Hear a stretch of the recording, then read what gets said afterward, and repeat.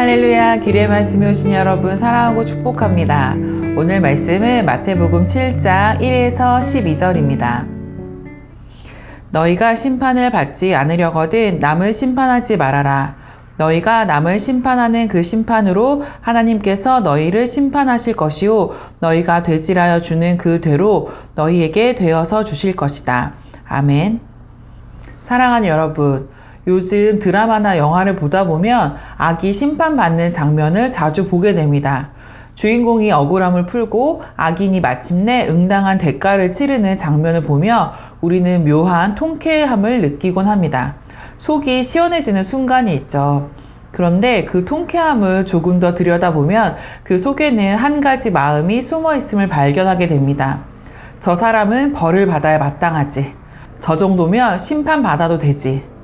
어쩌면 우리는 그 장면을 통해 이야기 속 인물과 함께 분노를 해소할 뿐만 아니라 우리 안에 숨겨져 있던 심판자의 자리에 서고 싶은 마음을 잠시나마 만족시키고 있는지도 모릅니다. 그런데 예수님은 우리의 모든 생각과 마음을 아시죠. 오늘 예수님은 이렇게 말씀하십니다. 비판하지 말라. 이 말씀은 사람을 아무 판단 없이 받아들이란 말씀이 아닙니다.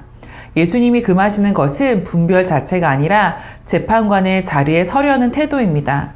우리는 종종 관계 속에서 자연스럽게 그 자리에 올라섭니다. 말과 행동을 보고 그 사람의 동기를 추측하고 마음을 단정합니다.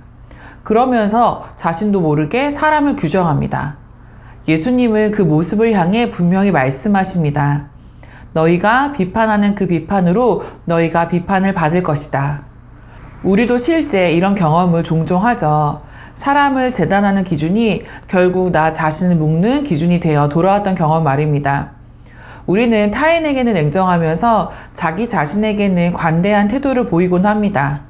자신의 행동을 정당화하기 위해 설명을 덧붙이면서 다른 사람에게는 곧바로 판결을 내립니다.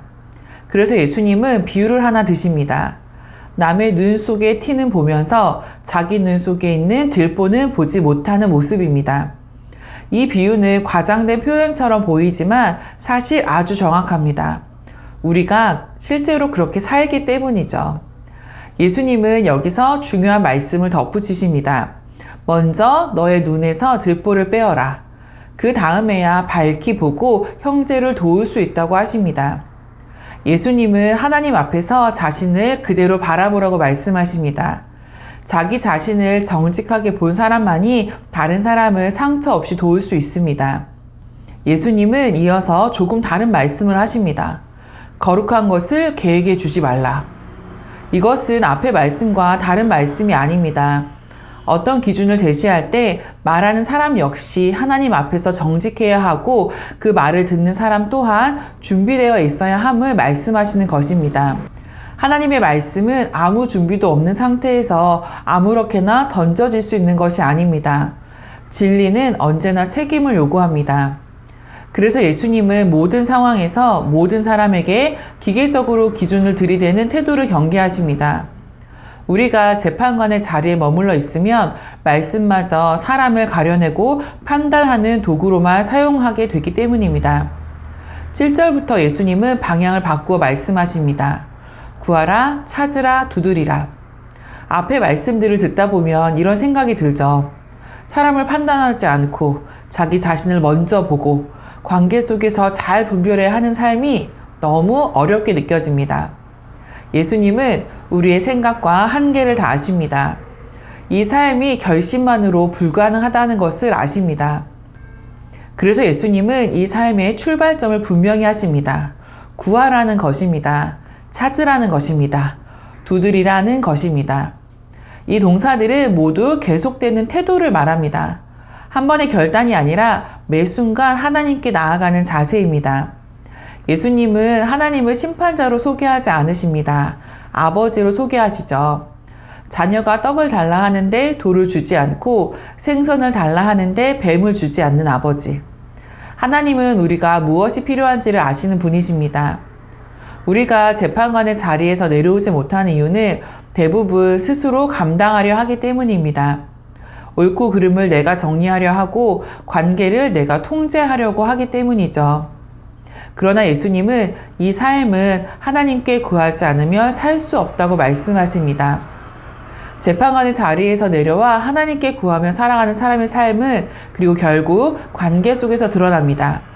그래서 이 본문의 마지막은 한 문장으로 정리됩니다. 무엇이든지 남에게 대접을 받고자 하는 대로 너희도 남을 대접하라. 예수님은 자기 자신을 대하는 태도를 그대로 이웃에게 적용하고 자기 자신에게 필요한 이해와 인내를 이웃에게도 허락하라고 말씀하십니다.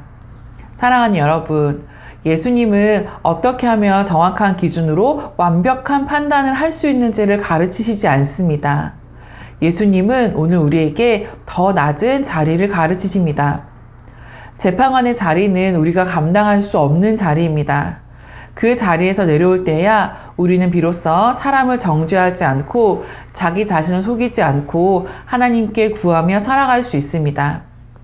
오늘 예수님의 초대에 반응하며 이제 심판의 자리가 아니라 은혜를 구하는 자리로 내려와 주님께서 기뻐하시는 삶을 살아가는 우리 기회 가족 모두가 되시기를 축복합니다. 오늘도 승리하세요.